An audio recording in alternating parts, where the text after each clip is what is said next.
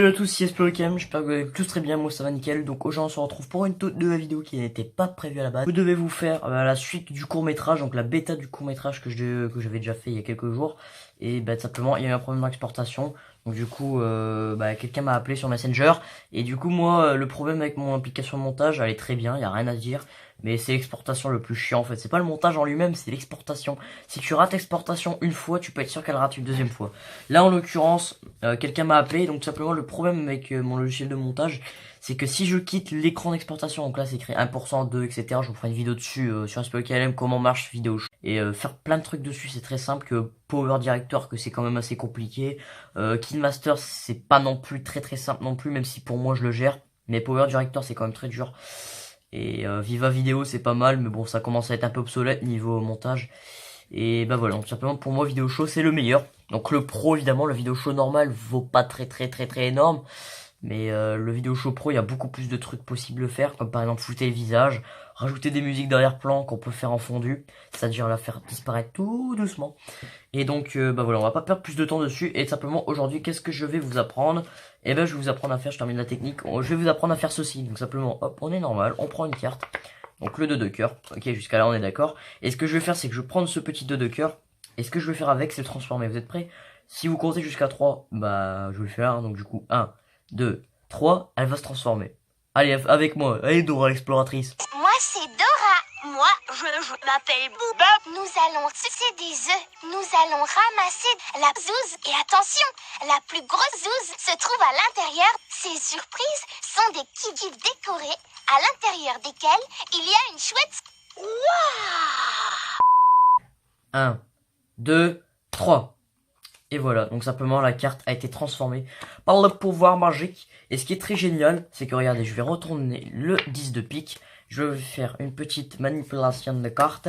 Et ce qui va se passer tout simplement, c'est qu'en reprenant le 10 de pique, il va se transformer en 2 de cœur. Et ce qui est génial avec ce 2 de cœur, c'est que tu peux le retransformer en 10 de pique en faisant juste ceci. Voilà. Le 2 de cœur est reparti et a laissé place au 10 de pique. Allez, c'est parti pour l'explication. Go! Bon alors petit aparté nul juste pour vous dire pourquoi j'ai dit go en fait. Bref on s'en fout du coup. On va commencer par... J'arrive même pas à le faire, cette technique pourtant elle est super simple. Je l'ai appris depuis le début de Cardistry. Voilà, c'est faire tourner une carte autour du paquet. Je vous ferai un tuto pour ça aussi. Alors du coup aujourd'hui qu'est-ce que je vais vous apprendre, ta gueule piano? Aujourd'hui je vais vous apprendre à illusionner entre guillemets le spectateur, à faire une illusion. C'est-à-dire à... c'est la mise en scène si je puis dire de vos tours. Donc pour faire une mise en scène simplement c'est quoi? Donc là du coup on commence simplement par le premier tuto. Donc là je vais vous apprendre à faire une levée double. Voilà. Je crois que ça a été vu dans le titre, donc voilà. Et une levée double qu'est-ce que c'est? Par exemple c'est de choper 2 cartes alors qu'on en a l'impression que j'en chope qu'une. Par exemple là si je fais ça, vous avez l'impression que j'ai qu'une carte, mais en fait si je le retourne là vous avez toujours l'impression que j'ai qu'une carte. Si je la prends bien comme il faut, vous avez toujours l'impression que c'est qu'une carte. Mais il y en a 2. Et ouais, il y en a 2. Donc du coup, à quoi ça sert d'avoir 2 cartes dans les mains? Vous allez me dire, ça sert à rien, etc. Eh bien non, ça sert pas à rien, car dans l'occurrence, si jamais je vous fais ça, mémorisez bien la carte à l'arrière, c'était un 8 rouge. Et bien si je fais ça, regardez, un 8 rouge ou un 8 noir, si je me trompe, on s'en fout. C'était un 8 rouge, et puis vous voyez qu'il est apparu. Et donc là, j'ai mal fait la levée double, donc du coup, j'ai pris une carte à l'arrière. Mais vous pouvez voir que la carte, le 6 de carreau, est toujours là. Du coup, ce qu'il faut faire simplement, c'est vraiment mise en scène le tout. Ce qu'il faut faire, en fait, c'est pas juste faire... Bon, allez, c'est parti.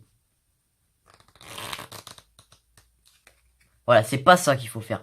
Ce qu'il faut faire, c'est animer le tout, par exemple, dire, voilà, si jamais je vous choisirais une carte pour moi, si jamais je vous fais un petit truc comme ça, c'est génial, regardez, si jamais je vous fais un petit truc comme ça, et je vous prends votre carte, qui est par exemple l'as de trèfle, très bon choix. Si je le place juste au-dessus, et tout simplement je fais ceci, hop, il peut se transformer en 7 de trèfle, c'est pas génial la vie? Et donc là, tout simplement, le spectateur ne remarque absolument rien, car vous mise en scène le tout. Et même si mise en scène ça veut rien dire, déjà j'en ai rien à faire, donc voilà. Mais voilà, je suis sûr que vous êtes derrière votre écran en train de me dire mais c'est pas mise en scène, c'est gaga, je connais pas le mot, sinon je vous l'aurais dit quand même. Et ouais, du coup c'est comme ça qu'on procède pour que le spectateur se rende compte de rien, à moi qui est très futé. Bon en l'occurrence il le sera pas, à mon avis. Après voilà, je dis rien, mais voilà, donc simplement après que vous avez fait cette toute première levée double, pour moi c'est la plus simple à faire, c'est pour ça que je vous la fais.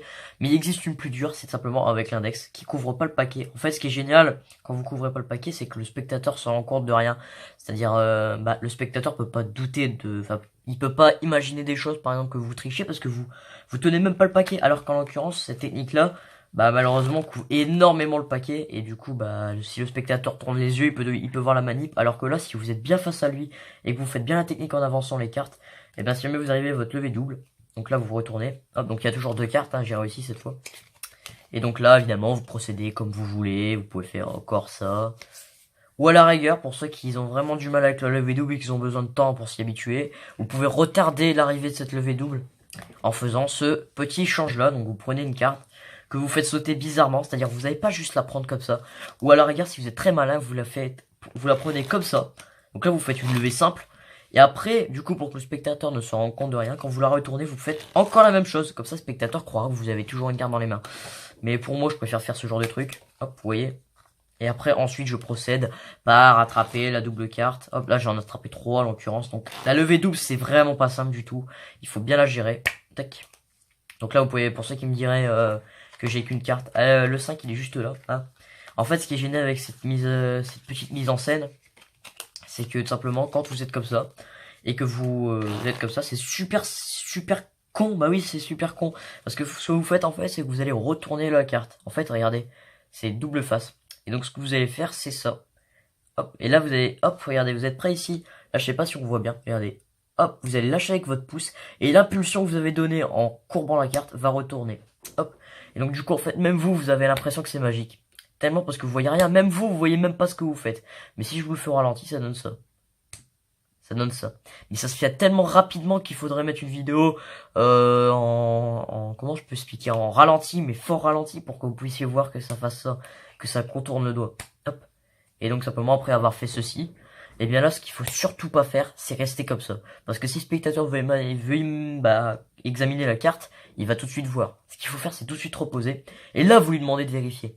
Et ce qui va se passer, c'est que comme en fait c'est une double face, il y aura toujours au moins une carte qui sera du bon sens. Regardez par exemple celle-là, si je la retourne, regardez, c'est comme ça. C'est comme si je la reposais normalement sur le paquet. Vous voyez, donc je la repose comme ça. Et en général, le spectateur va prendre celle-ci.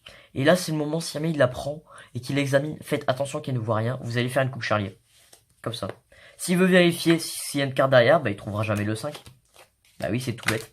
Il trouvera pas le 5 parce que vous l'avez caché. Et donc pour moi, je trouve ça juste excellent de faire ça. Mais après, forcément, faut avoir de l'expérience pour le faire. Et bah maîtriser bien les cartes comme il faut.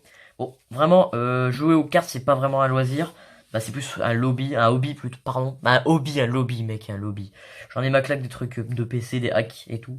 Bah, ça peut être une passion. Bah, en vrai, en général, c'est pour passer le temps. Quand vous avez un jeu de cartes à côté de vous, vous allez le jouer. Et bah, moi, je trouve ça pas mal. Pour moi, personnellement, ça peut être une passion. Mais le seul problème maintenant, c'est qu'aujourd'hui, la passion des gens, c'est quoi? Le gaming. Et que le gaming. Et le problème avec le gaming, c'est que bah, t'apprends presque rien. À part dans les jeux d'aventure, t'apprends rien. Et là, c'est là où je vais vous placer le célèbre Fortnite, qui ne vous apprend rien, parce qu'il n'y a pas de dialogue, il n'y a rien du tout. Et ouais, bah ce que vous faites, c'est que tuer. Voilà, c'est pas génial, hein, mais bon, voilà quoi. Je vous le dis comme ça dans cette fin de vidéo, parce qu'à mon avis, personne va regarder cette vidéo jusqu'au bout. Et donc voilà, donc du coup, tout simplement, bah c'est la fin de cette vidéo. Donc bah si elle vous a plu, n'hésitez pas à lâcher un petit pouce bleu. Et j'espère que ça vous plaît le nouveau format de vidéo, donc je vous montre comme ça. Et que je me libère un peu plus, c'est-à-dire là, d'habitude je fais toujours attention à ce que je dis, mais là même si jamais c'est malaisant, j'en ai strictement rien à faire. Et bah je trouve que c'est pas mal de pouvoir me libérer un peu de ce que je dois faire tout le temps, c'est-à-dire toujours être sérieux dans les vidéos. Et je préfère un peu montrer d'humour, car Splay OKLM reprendra la relève de Splay pour ceux qui savent pas. Pas maintenant, je vous ai dit, pour ceux qui me reposeraient la question, mais ce sera en fin 2019 ou un truc comme ça. 2019 en tout cas, ce sera l'année. Si jamais j'arrive à tenir un Splay jusque 2020. D'ailleurs en parlant d'Splay, vidéo qui arrive très bientôt dessus, si jamais j'arrive à maintenir Splay encore longtemps, c'est un miracle. Parce que cette chaîne devient vieille. Et oui, elle aura bientôt 4 ans. Donc là, elle va avoir là 3 ans là. Bah, alors vous allez me dire, bah elle est pas vieille 3 ans, il y a des chaînes qui ont 10 ans et tout. Mais le problème c'est que moi, les chaînes qui ont 10 ans, les mecs qui ont commencé leur chaîne ont en général 16 ans. C'est-à-dire un âge où ils savent encore ce qu'ils font. Mais moi quand j'ai commencé ma chaîne, j'avais 10 ans. Et 10 ans c'est un âge où tu fais n'importe quoi. Et oui, personne ne me contredira sur ceci. Et ben c'est ce que j'ai fait. Donc à mon avis, SPOKLM compte que 2 ou 3 vidéos max malaisantes. Le reste sont plutôt assez sérieuses et puis bien montées. Et ouais, je préfère pas gâcher. Et depuis tout à l'heure, je suis en train de faire toujours la même technique. On va changer un peu. Hop. Je préfère un peu changer mon rythme de vidéo. Et donc voilà, donc c'est la fin de cette vidéo. Donc si elle vous a plu, laissez un big pouce bleu, un commentaire, un abonnement. Sur ce, on se retrouve très prochainement pour de nouvelles vidéos. C'était Esplorer KLM. Allez, ciao!